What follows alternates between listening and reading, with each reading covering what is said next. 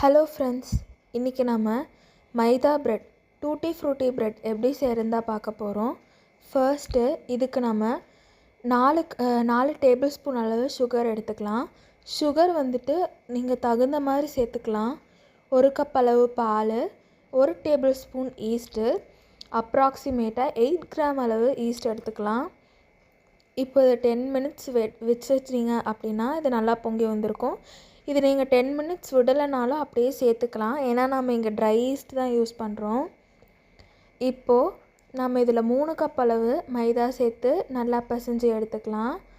இப்போ இதில் கொஞ்சம் பட்டரும் சேர்த்துக்கலாம். நல்லா அழுத்தி பிசைஞ்சு எடுத்துக்கணும்.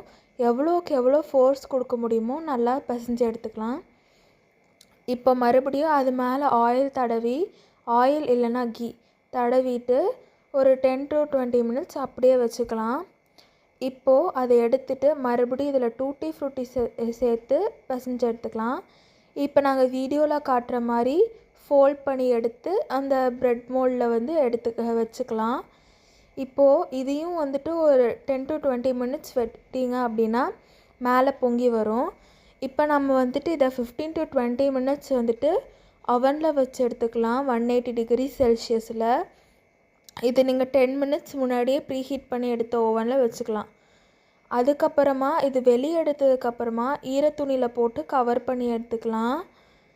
அதுக்கப்புறம் ஒரு 1 hour கழித்து இந்த ப்ரெட்டை வந்து எடுத்துக்கலாம். உண்மையிலேயே செம்ம சாஃப்டாக இருந்துச்சுங்க.